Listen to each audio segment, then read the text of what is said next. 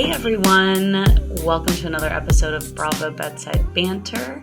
My name is Meredith and I'm here with my co-host Rachel. Hi everyone. I'm just going to get to it. Yeah. Breaking news, Bravo breaking news. Right as we are recording, just happened. Kristen Doty is engaged. Oh yes, I just saw that. Yes. And they're on the wrong islands. They're not on Oahu. They're on Maui.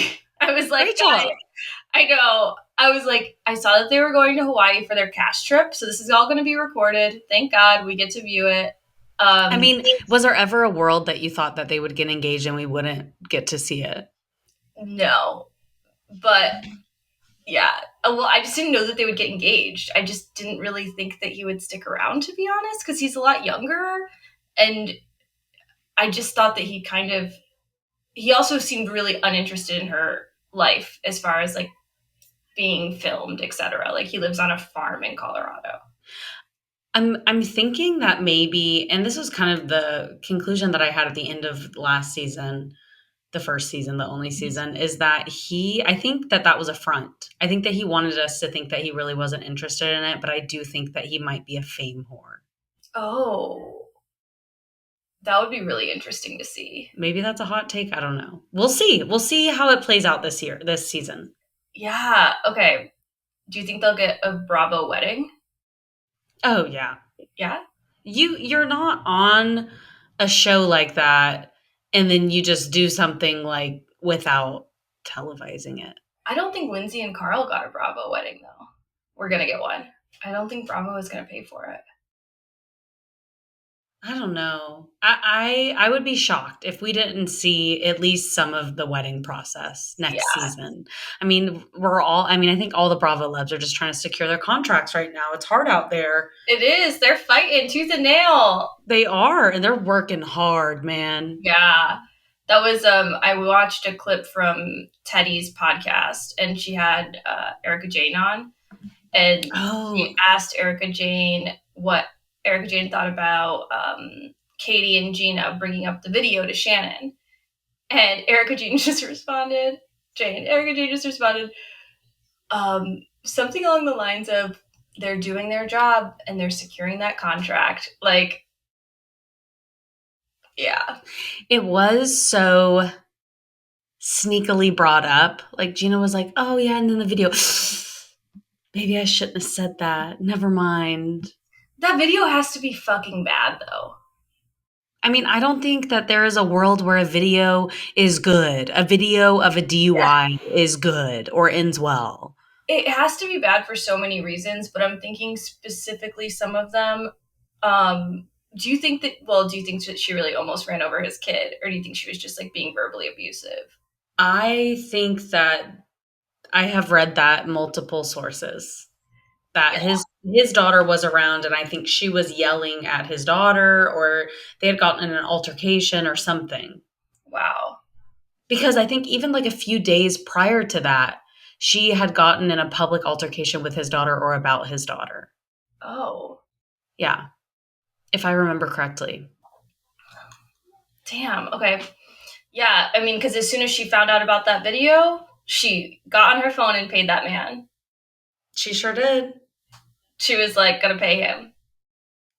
And I mean, fuck, Shannon got it. If she has, $75,000 in liquid cash ready to go? Okay, Shannon, come on. Yeah, exactly. I loved this week when they brought back some of the clips of like heady Shannon when she like put crystals in her floor and in her teeth. I love it. I miss that Shannon. I think that there is still that Shannon. Who was the doctor? Dr. Moon? Yeah. I loved him. He is like a staple to the Housewives franchise. Yeah, he is. Absolutely.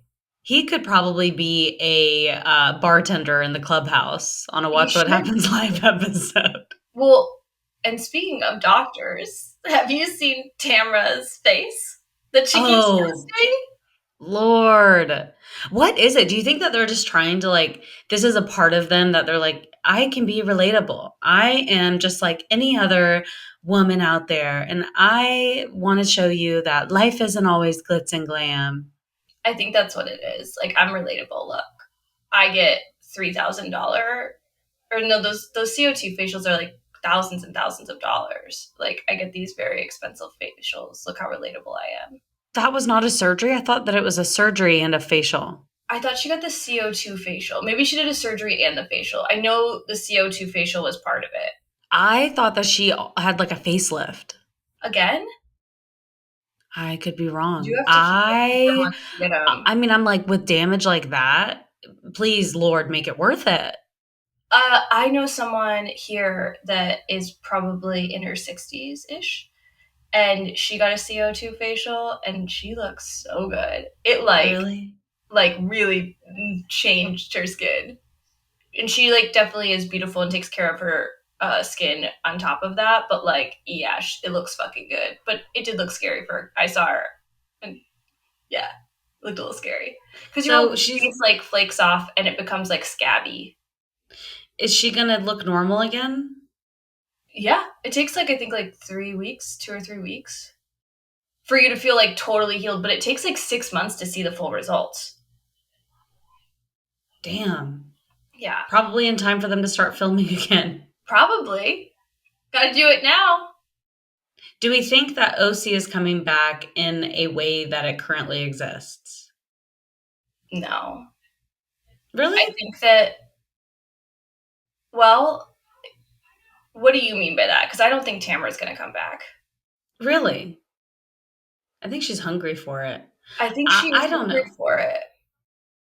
I'm kind of liking this dynamic that we have where Shannon has kind of a friend in everyone except Tamra, or at least like an acquaintance in everyone, finally. Like the whole ganging up against Shannon was fun for a minute, and now it wasn't cute. And so I'm glad that Emily and Gina are giving her the time of day.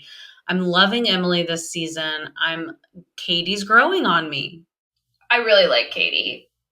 When Also, talking about her husband, though, this is going to be I wrote it down because this is like the line of the week. She was talking about her ex husband, and she oh, said, I recently saw a picture of him, and his hairline doesn't even like him.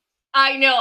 When she said that. Also, her confessional look is eating. Like it. She Yes. most first season Housewives confessional looks are trash, unless you're Gina and you're 6 years in and your confessional looks are still trash. Yeah.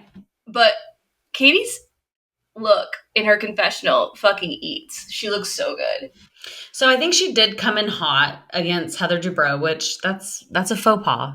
That's a no-no. And you love Heather. I mean, you just don't come at her for something so petty like that, right? Like so fucking what? She called the paparazzi. Who cares? That's old. But she like really drilled it in. Yeah, they all call the And paparazzi on themselves. yeah, like that's another like okay shit that shocks no one, right? Like a Bravo leb calls the paparazzi on themselves. So the fact that she was like running that as her platform, annoying, and I think she came in hot with that. But she's growing on me, and I'm gonna give her a chance. I liked her honesty. Like when she gave the little dig at her ex husband, I was like, hell yeah. And then also when uh, she was like, you can't put a band aid on a relationship. Tried to do that with the last kid with my ex husband. Yeah, keeping it real. I like it. So in OC, we're seeing they're going on their one of their cast trips or whatever. That place looks amazing. I want to go there. I know. I'm like, how can we finesse a little trip there? But I thought it was good. Tamra's storyline is evolving into I have two children that like me, and I think it's interesting that she's putting one of her, is it Sophia, on camera? I think she's 18 now, so she can decide like if she Yeah. wants to be on camera. So she has Sophia on camera, but I think it's being more brought to light how her kids are divided on her and what they feel Yeah. about her. And what was it that you sent me? I think it was a post from a while ago. Yeah, I was pulling it up just now. It's Sydney. It's her other daughter, Sydney. She wrote this post in 2017. And it's like a long Facebook post, it seems, or like a blog post. And it basically says, like, my mom has repeatedly violated my boundaries. Like, the sob story that she's telling these cameras is not true. I told her I would be on I told her like that I didn't want to be photographed. I told her not to put me on the show, and she's repeatedly done that. And she's made our estrangement her storyline, even though I've asked her and told her since like for many years, I do not want to be on the show. I don't want to be involved in the show. And so she feels, rightly so, I believe, super jaded by Tamera making a big storyline, the daughter that doesn't want to be on TV. And it does kind of feel like she's choosing this life over respecting the boundaries. And granted, we know what we know, right? Like we're just seeing this side of the story in this one excerpt.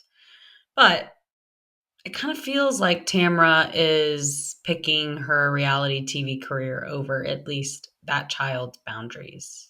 100%, because the child also, Sydney also said something in the post about her graduation and how, like, her dad invited Tamara to the graduation and she didn't want Tamara to come. And then she called Tam and said, "You can come, but I do not want you to post any pictures of the graduation on social media. And I don't want cameras there. Like, I don't want any pictures on social media." And Tamara agreed. And then apparently 2 days after, she posted a bunch of pictures from the graduation on Instagram.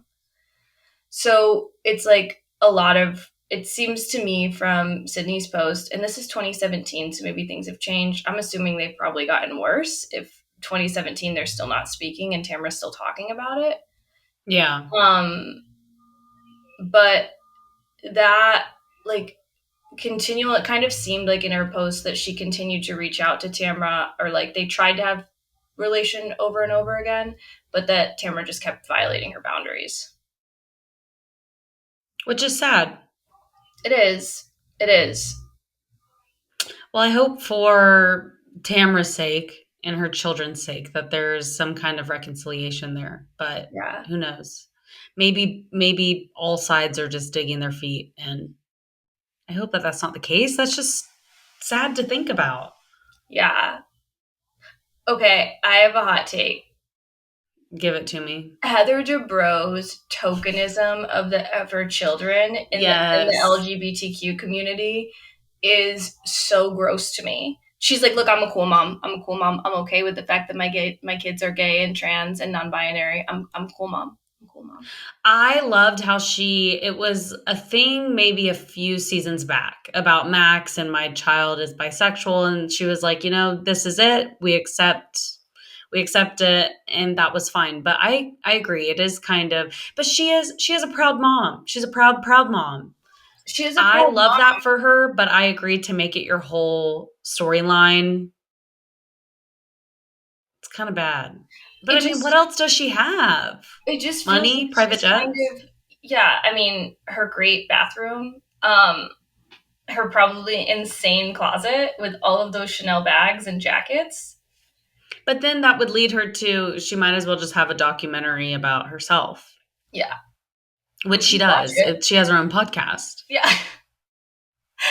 The it felt like tokenism to me of like, let me use my kids and their sexuality, their gender identity to show people how good of a mom I am, to show people how cool I am, to show people in America that like I'm doing the right thing. It Yeah. just felt gross to me. I don't know. What do you Mm-hmm. think? I mean, I hear you. We've heard it before, and I also hear that she's incredibly proud. I mean, I feel like I can confidently say that she is a supportive parent. She's a Totally. proud parent. She loves the fuck out of her kids. Like every single season, her life. I mean, and truly, whenever people don't have careers, and I'm not, she has a career on television. She has had an acting career. She has her podcasting.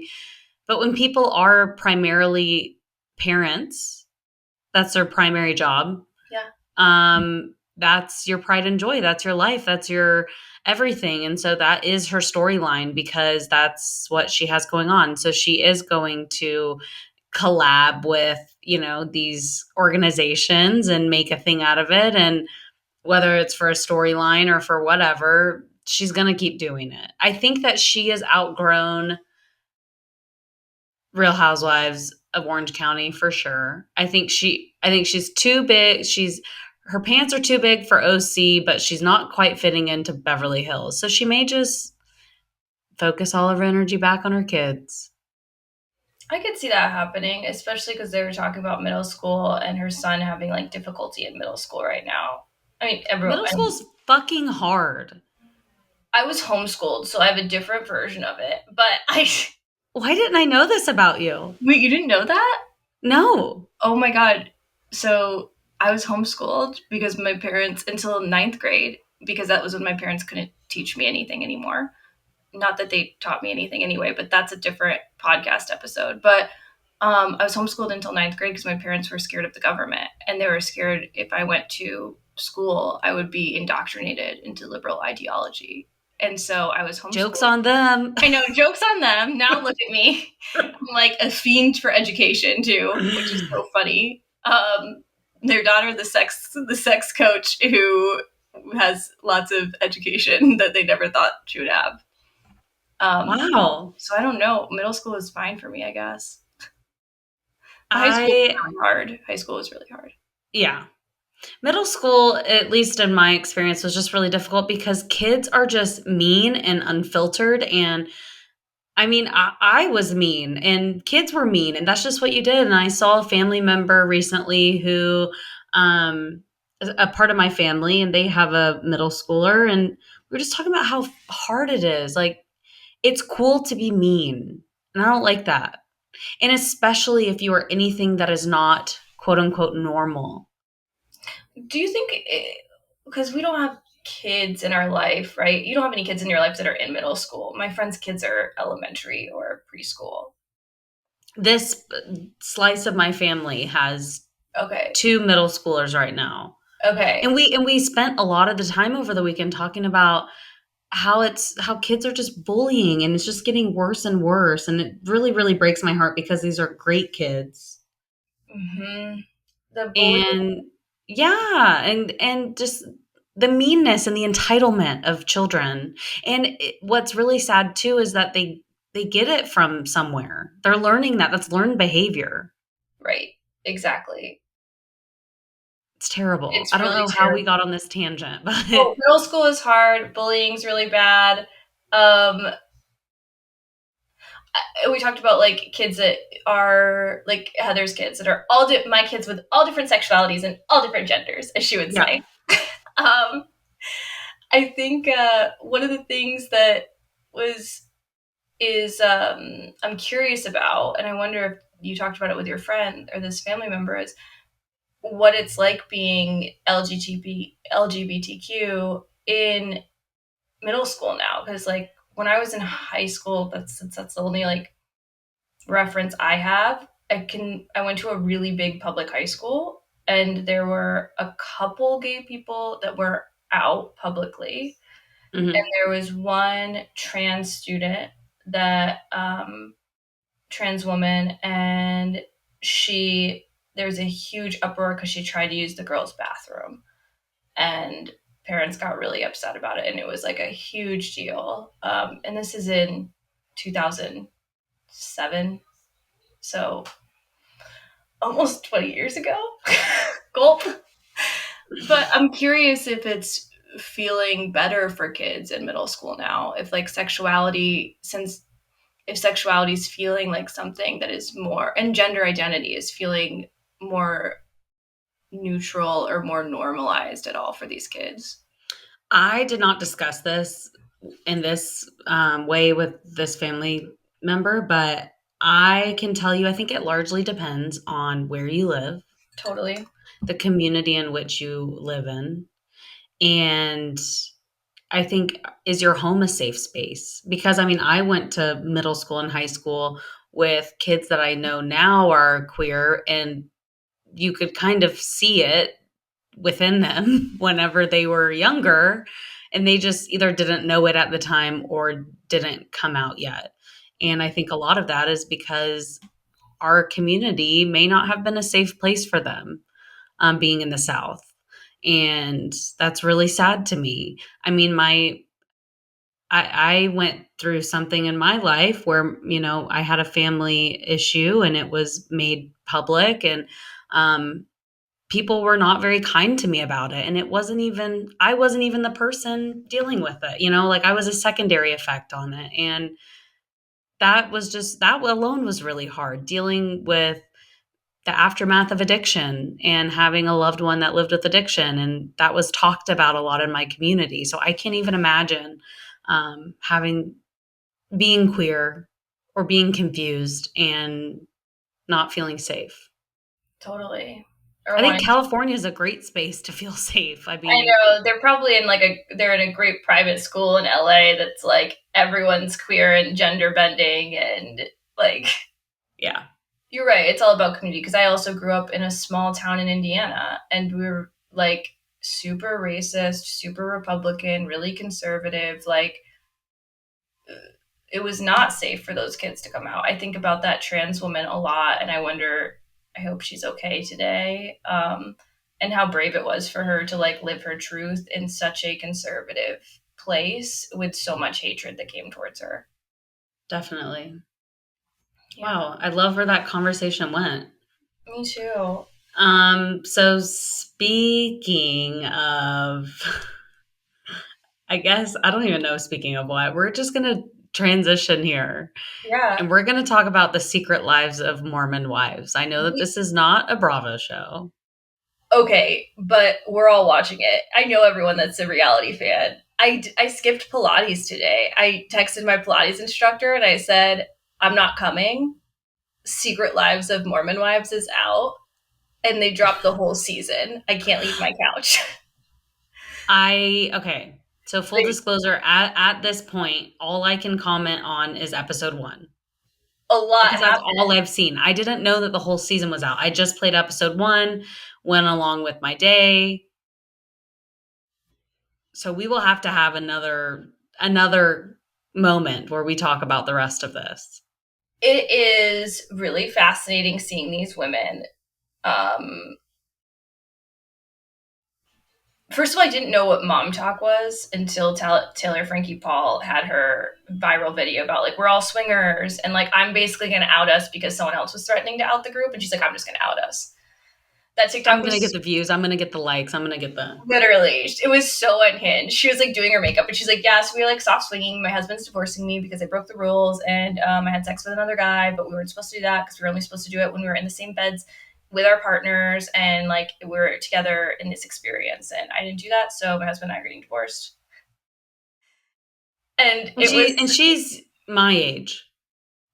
I know that's the craziest thing about all these women. They're like I got married when I was 17, I'm 22 and I have 3 kids and I'm like the fuck, I'm 33 and I can't imagine having a baby right now Or multiple. or multiple, let alone I would have like a teenager.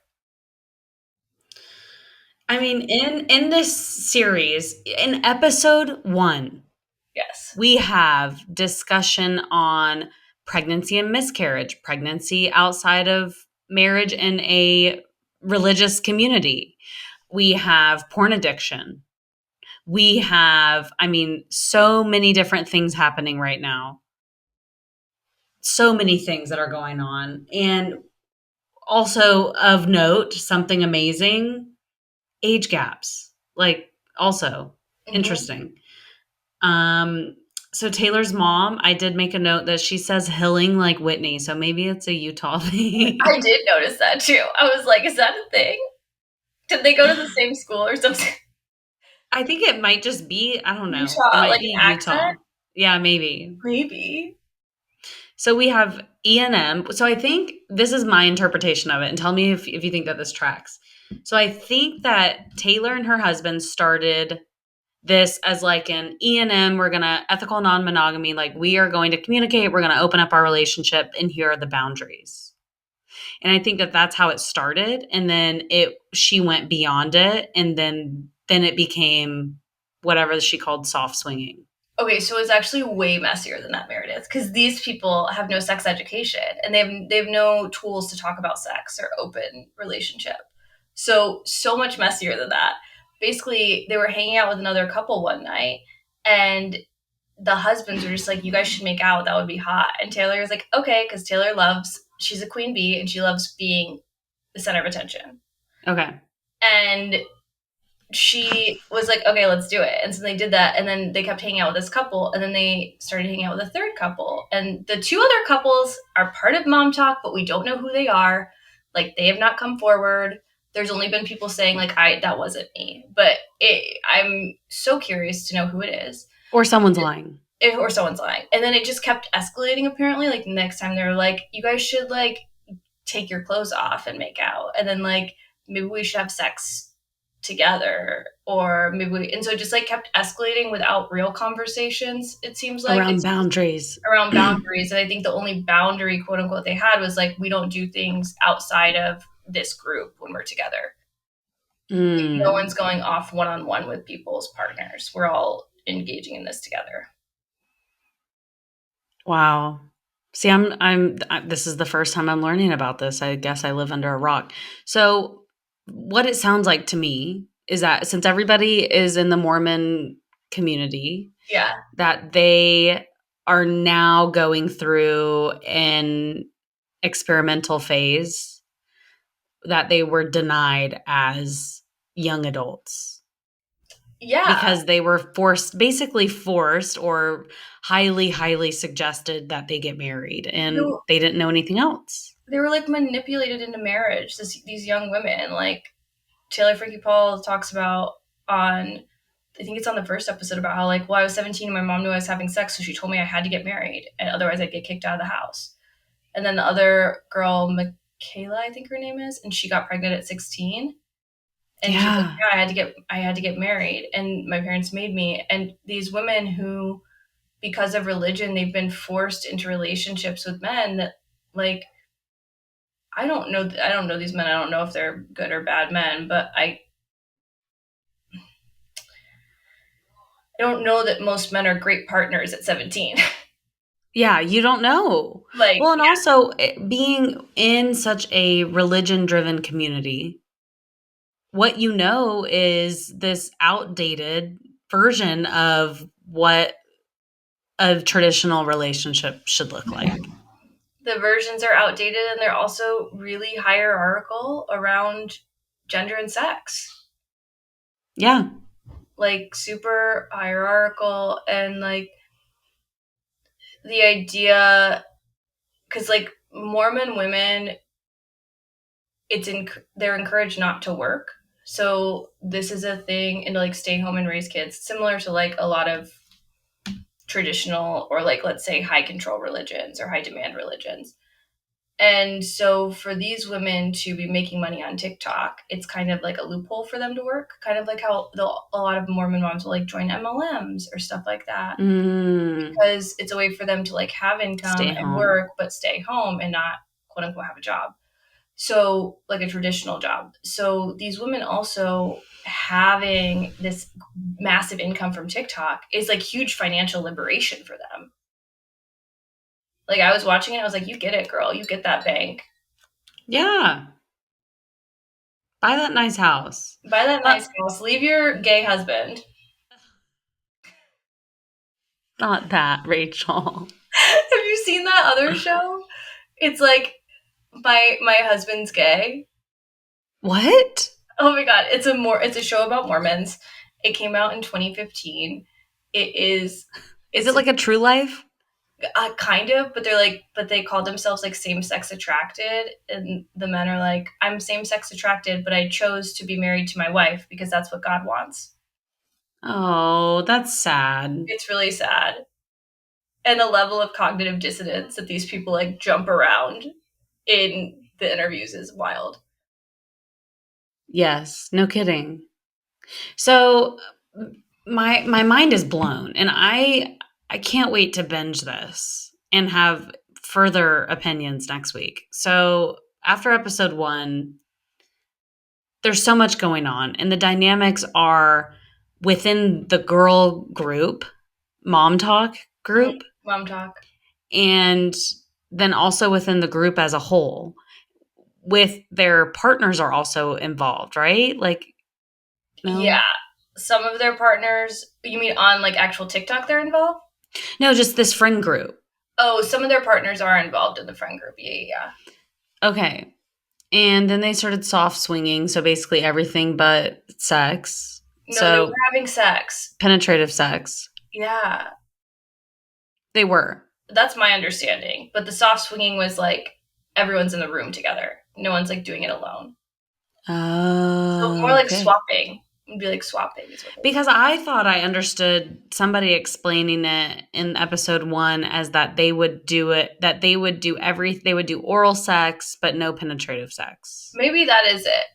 I know Okay. that they did have penetrative sex, but maybe it was with their partner. Maybe it was like their partners next to each other. So like I'm having sex with my husband, you're having sex with your husband, and we're next to each other. Because I do know that she said that because she was like, yeah, there was one night where like I was having sex with my husband and our other friends were right next to us having sex, and then the guys would touch the other man's wife and then we would make out, and so it's like this is an orgy. Come on, guys! Like this is a you're like Yeah. bending all these weird rules that don't make any sense. Like you're having an orgy. Yeah. Like Yeah, let's just call it what it is, which is call a spade fine, a but spade. yeah. Okay, cool. Yeah. I'm just thinking about how temperature hot those rooms must have gotten. Like all of that friction. All that friction, all that dry humping. Yeah. I mean, well, also, I mean, I think it's orgies are fine for just anybody. Like orgies are great as long as it's consensual, right? Like soft swinging, hardcore swinging. It's all great with consenting parties, but I think how this originated was from not having any kind of comprehensive sexual education and yeah, basically being restricted so that you don't have any kind of sexual exploration until like this is like pent up energy and then the Coke can explodes. Yeah, you have no sex education. You also have no way to talk to your partners about this. Like, if you don't have sex education, you don't have sex language. You don't have sexual communication skills. You can't go to your partner and say like, "I really want to explore," or "I'm really curious about this," or "I'm I'm not liking our sex life," or "I don't have orgasms." Like, you can't say those things because you don't have any sex education. I did notice that I don't remember her name, but she was in the first episode, Madison. It wasn't Mackenzie, but it was Mattis. Okay. She was blonde, and she was saying, I mean, they're all blonde. They all kind of look the same, which is why I'm struggling right now. Well, and one of them changes her hair like Macy. three. Yeah, she changes her hair like three times in the first episode. I think. Does she have That, red hair and then blonde hair and then short hair? I think that's a different one. Okay, but that I is so one of them so changed her hair like three times. yeah, like chimp crazy wig. Yeah. Oh my gosh. Okay, anyways, so Macy even said in the first episode was confiding in one of her friends and said, um, you know, my husband doesn't initiate sex Yeah. because that's the traditional way of going about it. hmm Yeah, and I want to feel desired, and I want to feel like he wants me. And then she was like, should I just wear like lingerie and walk around the house? And then she was like, but that still feels like me initiating and me putting in effort. And there are a lot of reasons people don't initiate sex, like mood, mental health, how you feel about your body, work stress, not They knowing don't know how, how. not knowing how, not liking the sex you're having. Like if you don't like the sex you're having, you're probably not going to initiate it Crave it. or crave Yeah. it. Like there's so many reasons people don't initiate sex. And that's really the conversation that she'd be having with her husband is like, what's your barrier here to initiating? Like what comes up for you? And she should have a professional facilitate that conversation as well. Yeah. Or take notes, go see somebody and take very detailed notes. Take very detailed notes, go see someone. Yeah, I totally agree. And that's something that I think is also so common, not even in just religious communities, but I think it's so common in young adults that they say, oh my God, it was once so hot and heavy, and now my partner won't initiate. Of course, you have that leads to a feeling of not being desired. And that can lead to other issues. And it's like, if you could just have this, a lot of the time, it's communication What's going on? What's pushing your brakes more than the gas pedal? Totally. And a lot of the times, I would say truthfully, for men, it's work or also they don't feel confident and comfortable in their body and they don't talk about it. Men do not have a safe space to talk about it. No. No, they don't. And men have body image and body dysphoria struggles just like women do. Totally. Yeah. Interesting.